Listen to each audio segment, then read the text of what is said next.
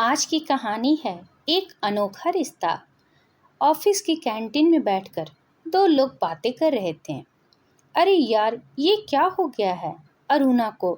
क्यों आजकल वो इतना एरोगेट बिहेव करती है? पता नहीं क्या समझती है अपने आप को। मैंने कुछ कहा तो कहने लगी, अपने काम से काम रखो। अपने कलीग साथ बात करने का यह कोई तरीका है? पहले आदमी ने कहा। अरे भाई, लगता है तुम्हें पता नहीं है कि 2 महीने पहले ही तो उसका तलाक हुआ है। डिप्रेशन में होगी बेचारी, इसलिए ऐसा बर्ताव कर रही है। दूसरे आदमी ने कहा, बेचारी? और वो बेचारा तो उसका पति होगा। अच्छा हुआ जो उससे अलग हो गया।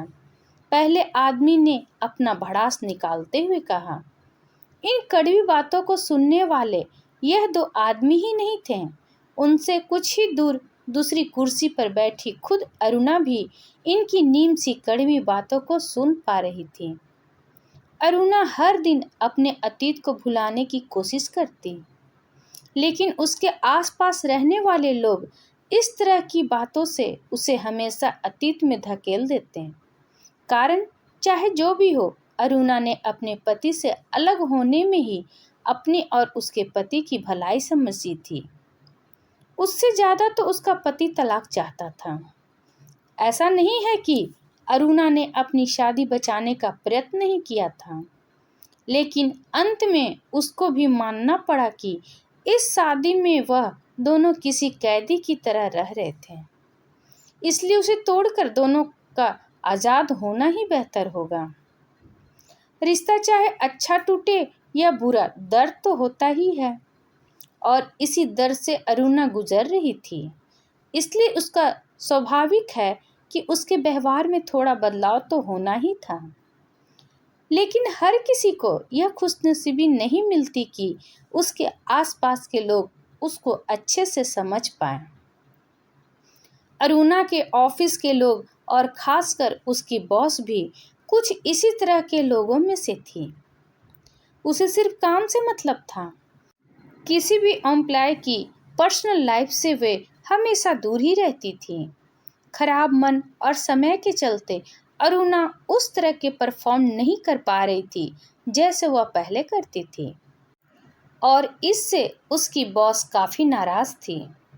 उसी नाराज़गी को दर्शाने के लिए बॉस ने उसे अपने ऑफिस में बुलाया था। बॉस उसे दिखा रही थी कि कैसे उसका परफॉर्मेंस का ग्राफ पिछले 2 महीने के दौरान 40% से गिर गया है। बीच में ही अरुणा के मोबाइल पर माँ का फ़ोन आता है।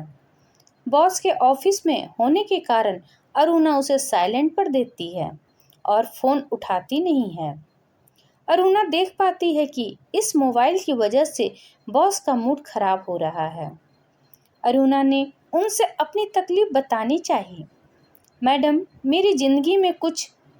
बॉस बीच में ही बोल पड़ी।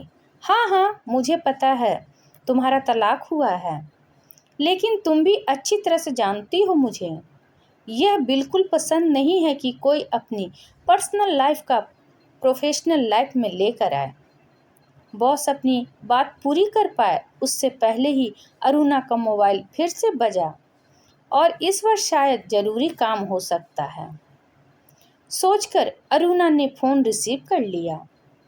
मैडम से एक्सक्यूज़ मी कहते हुए साइड में जाकर धीमी आवाज़ में माँ से कहने लगी, माँ, मैं बॉस के साथ मीटिंग में हूँ, 10 मिनट में आपको कॉल करती हूँ।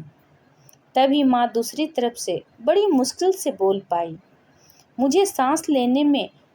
अरुणा को यह समझते देर नहीं लगी कि बीपी की दवाई नहीं खाई होगी, इसलिए अब उनका बीपी लो हो गया है और सांस लेने में तकलीफ हो रही होगी।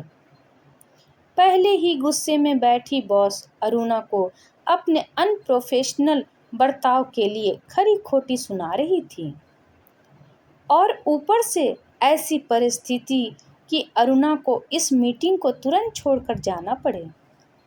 अरुणा ने वही किया जो उसे करना चाहिए था। वे अपने बॉस को सॉरी बोलकर तुरंत माँ की हेल्प करने दौड़ पड़ी। ये जानते हुए भी कि शायद उसके परिणाम स्वरूप उसकी नौकरी भी जा सकती है। टैक्सी में तेजी से घर की तरफ जा रही अरुणा के दिमाग में कई विचार चल रहे थे कि जैसे कि कहीं माँ को कुछ हो तो नहीं जाएगा, मेरे पहुँचने तक वो सरवाइव कर पाएगी या नहीं। ऐसे वक्त में ये सुभाष कहाँ चला गया होगा।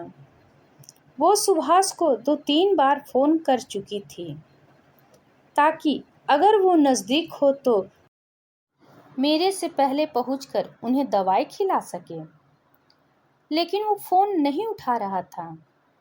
फिर वो मन ही मन भगवान से माँ की सलामती के लिए प्रार्थना करने लगती है। 25 मिनट बाद वो घर पहुंचती है तो दौड़ी दौड़ी घर के अंदर जाती है।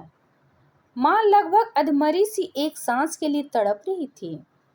अर्चना उन्हें पानी और दवाई पिलाती है और बेड पर आराम से लेटाती है और उनके पास बैठकर उनके हाथ और पैर दबाती है, जिससे उन्हें थोड़ा आराम मिले। आधा घंटा बीतने के बाद माँ को अब अच्छा महसूस होने लगता है। माँ अरुणा की ओर एकटक देख रही थी। उनकी आंखों में आंसू थे। अरुणा ने उनके मुंह पर हाथ रखते हुए कहा, कैसे नहीं आती? माँ तकलीफ में हो और बहू ना आए, ऐसा हो सकता है भला? अरुणा, तुम बिल्कुल नहीं बदली। तुम अभी भी वैसी ही हो जैसे पहले थी। मैं सोचती थी तलाक के बाद सब बदल जाएगा। माँ ने अपने मन की बात अरुणा को बताई। अरुणा ने कहा, मैं बदल जाऊंगी ऐसा कभी मत सोचना माँ, क्योंकि मेरा तलाक आपके बेटे से हुआ है, आपसे नहीं। और हाँ, जब भी ज़रूरत पड़े आपके एक कॉल पर मैं हमेशा आपके लिए हाजिर रहूंगी। तब तक सुभाष भी ऑफिस से घर लौट आया था।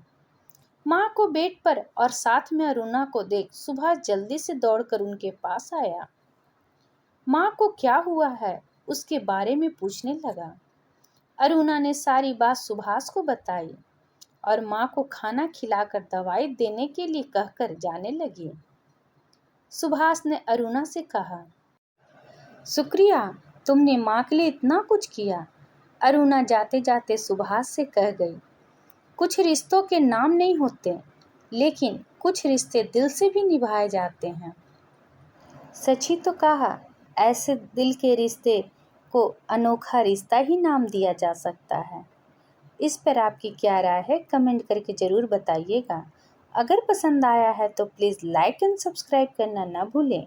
इसी तरह और भी कहानी सुनने के लिए कृपया बेल आइकन बटन को दबाना ना भूलें। वीडियो देखने के लिए आपका बहुत बहुत धन्यवाद।